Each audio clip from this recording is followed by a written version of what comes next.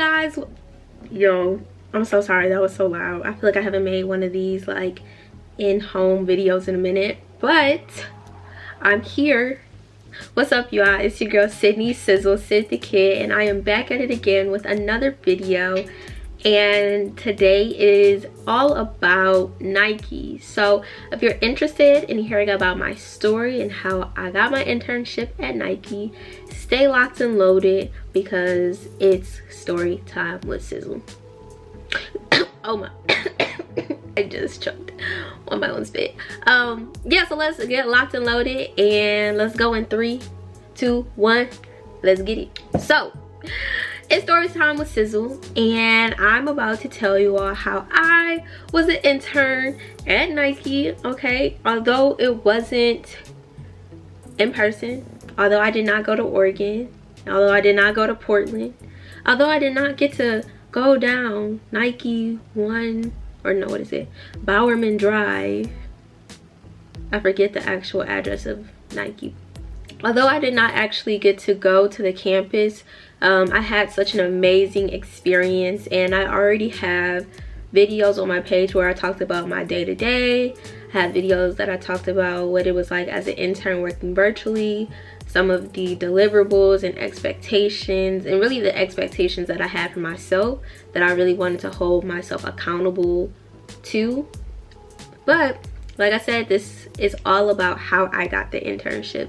So let's go back to, I believe it was 2018. This is around the time that I was a part of a program, like I've always talked about, Management Leadership for Tomorrow.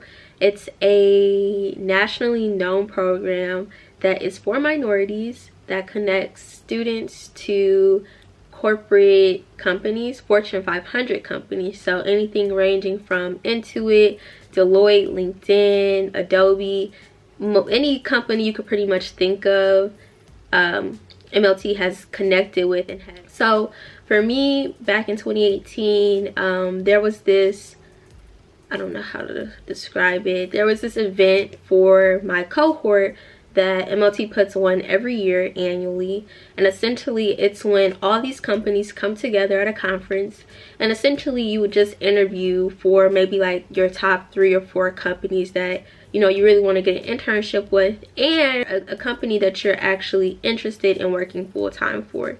Now sometimes people actually don't end up getting lucky, and they find that the company they intern with is not the right company for them. Yo, I'm so sorry, this pimple is really killing me.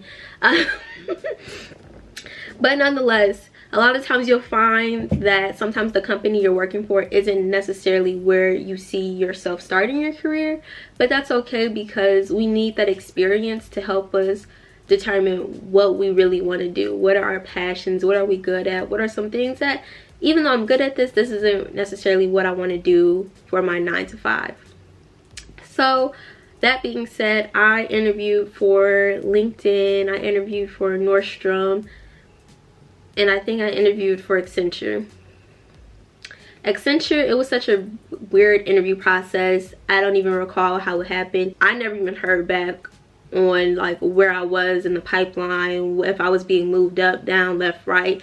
So I was like, okay, boom. Okay, that's my dog. And then with Nordstrom and LinkedIn, I got offers to work at both of those companies. So fast forwarding to, this was in November or October. Fast forward to November, just a week before I got my phone call from Nike about just having a phone screening. I had already decided that LinkedIn was going to be the company that I was going to intern for, and I was like, shoot, I'm about to be in New York, you know, everything is pretty much paid for, I'm about to be living the dream.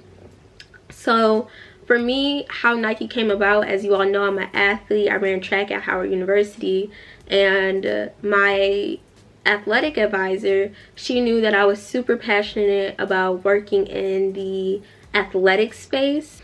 So Nike, I don't necessarily know how they recruit for talent, but being that I go to a HBCU and then I'm a student athlete, this opportunity came across her desk. So initially you had to watch their presentation, right? You had to learn about the company. And I think there were like maybe 2 or 3 dates that they put out to anyone that was interested. You would submit your resume, and then from there, that's how you would go through the screening with the recruiter. So for me, I wasn't thinking anything about it. I was like, oh, your girl is at LinkedIn. Like, you can't tell me nothing. Nike gonna call me. I'm gonna be like, I ain't even about to pick up. But I was in my car and I was driving, and it was like a weekend. No, it was maybe like a Thursday or Friday or something like that. And I was just driving in my car going who knows where. And I get this phone call from Portland, Oregon, or it might be like Washington or something. I don't remember, but it was definitely the West Coast. And I was like, this is probably Nike. Like, I don't really know what to do in this situation because I already have something secured with LinkedIn. But I think it was in that moment God was talking to me. I just let the phone call ring, but I was like, okay, let me try to find a place to pull over. Like, let me pull to the side and take a minute, because we never know what could happen in this phone call. So I feel like I heard God say, call her back. So I was like, okay, bet. Like, I'm gonna call her back and, just be apologetic. So literally, y'all, I was in the car while I was going through this screening. I was just being authentic. Like, I don't even remember how it all happened, what questions were asked. But I remember just saying like what I was passionate about. I remember why I said I wanted to be at Nike. Then she ended up telling me that they weren't going to be able to get back to me any sooner about understanding where I would be in the pipeline. So the thing is about Nike, so many people apply for internships, so many people apply for full-time jobs, and it just takes time. Like, it's not going to be something that happens overnight. So I tried to tell them, I was like, I already have an offer with LinkedIn, and this is the deadline. Like, I need to know by Monday or Wednesday or whatever I said in that moment. And she was like, I don't think it's realistic for us to be able to like tell you if you got it or not, just to be 100% honest with you. But I'd love to stay in contact with you, and let's really just stay connected. So I'm like, okay, bet. Like, a year passes, I'm out here interning in New York, I'm living my best life. So I'm thinking to myself, at LinkedIn, now as I'm moving into my senior year, and mind you, this was as a junior, so this was like 2018, 2019. And then when I interned at Nike, it was the 2019 to 2020. So as I was interning at LinkedIn, they were saying there are 2 different cohorts, meaning that there are 2 different start dates at LinkedIn. So you could either start in July or you could start in October of 2020. So I'm like, okay, bet. Like, my birthday is in September. This is going to give me enough time to travel, enough time to just relax, take a break, and really worry about what Sizzle Sydney Sid the Kid wants. So I was like, okay, cool. Like, this is going to give me an opportunity to, like, if something comes back up with Nike, or if there's something else that I personally want to do, I'll have the opportunity to do this. So everything is about strategy, being strategic. And I think that's what really set me apart. So before I got ready to go back to school, I'm like, what can I be doing to stay on their radar? I was already trying to stay connected with my recruiter, and a lot of times she would tell me, like, I'm not to be rude or anything, but I'm currently worried about our class of interns right now. But like, let's keep trying. Let's. So I'm like, okay, but like, no worries. So then moving into that August, September, when I'm just getting ready to go back to school, I ended up applying for a job at Nike Georgetown. Now, y'all, when it comes to retail, like, you literally have to call and say like, hey, can I speak to the manager? Either I applied for the role, have you had the opportunity to look at my application? Or, hey, is there anything open? What's the best way to stay top of mind as you're going through these applications? It's really all about you. Like, hello, pick me, pick me. That's how jobs and opportunities work. So that being said, they were like, oh my gosh, yeah, like, we're looking for part-time athletes. What's your application? Like, go ahead and send it to my email, send me your resume, and make sure you apply through this portal, blah blah blah. So I'm like, okay, God, like, you're really working in my favor. Because a lot of times what we don't realize is God already knows what our desires are. He already knows our heart. But sometimes we get in our own way of trying to make things happen. But for me, I was just like, I'm just gonna connect and put my neck out there, put my head out there, and see what could really come from this. So moving forward, I worked at Nike Georgetown for about 5 to 6 months, or 5 months, from September to roughly February. And I think that was enough experience for me to say, like, you know, this is what I really like about Nike and this is what I don't. These are things that we can implement. This is what I know about the consumer. This is what I know about just our merchandise and how things are laid out on the floor. And then even how we look on social media. So fast forward again, the same opportunity comes across my athletic advisor's desk, and she's like, Sydney, like, why not apply to this again? Like, you have time. So I was like, okay, girl, yes, this is exactly what I was looking for. So boom, boom, pow, y'all. Same thing happens, and I talked to the same recruiter. I kid you not. Like, I was like, girl, what? Here we are again, part 2 still going. So essentially, like I said, God already set the tone for what my future was gonna look like. I had no clue that all this stuff was going to align how it did.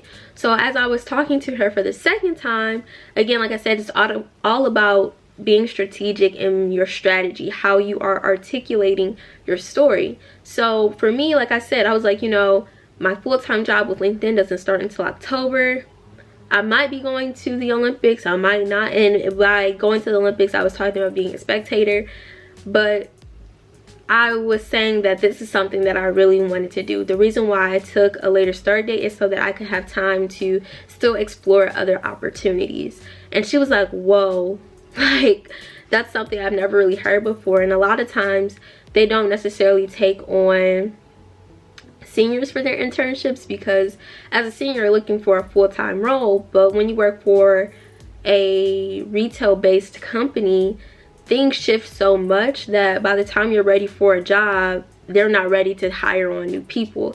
So for me, like I said, that was something that I understood, and at the time I wasn't looking for another opportunity because I already had one. I was like, y'all, I'm about to work for LinkedIn out in Chicago, like, full-time who? Post-grad what? Like, you can't tell me nada nada ding. So long story short, the story really resonated with her. My purpose resonated with her. And at Nike, it's all about your story, you know. Everybody can work at Nike, but what really differentiates you from the next person? What makes you so much more creative? What makes you so much more outside the box than everyone else that's applying? So that being said, I ended up making it to the next round. I was supposed to be working for the APLA team. I'm not really sure what exactly the role was for. It was like something with like stores. And in my heart of hearts, I was like, this isn't necessarily even what I want to do. So the first interview that I had went really well. You know, we had a really good conversation. And then the next interview that I had, I felt like the interviewer, so the guy from that team, he really just kind of slighted me. Like, he knew he probably didn't necessarily want me, but he found any reason to really just tell the recruiter, I don't want her. Like, I want to go with a different candidate. So for me, the situation was I was supposed to be going to the Olympics for a week. And this is when things were supposed to be back in person. Like, we would be going to the office.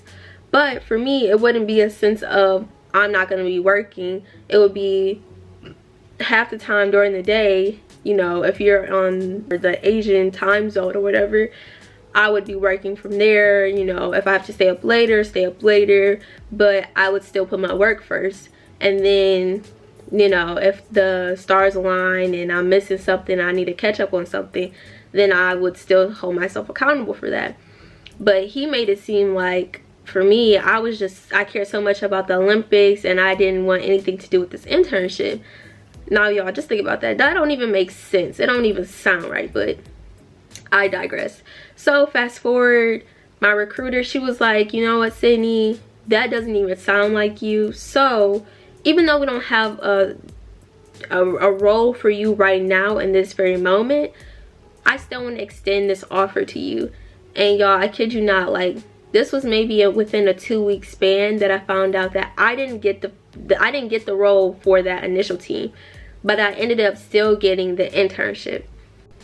So with that being said, I just want you all to realize that even though you didn't get something the first time, that doesn't always mean that it was even for you. Sometimes that means like God is still preparing you for what's up ahead. He's humbling you. He's really holding you where you're at so that you can, when you get what it is that you truly want, what you truly desire, you are going to take that and you are going to run with it. So when I tell you, she called me and she was like, Cindy, like, oh my gosh, I'm so excited to offer you this this position, this role, even though we don't even have a role for you just yet.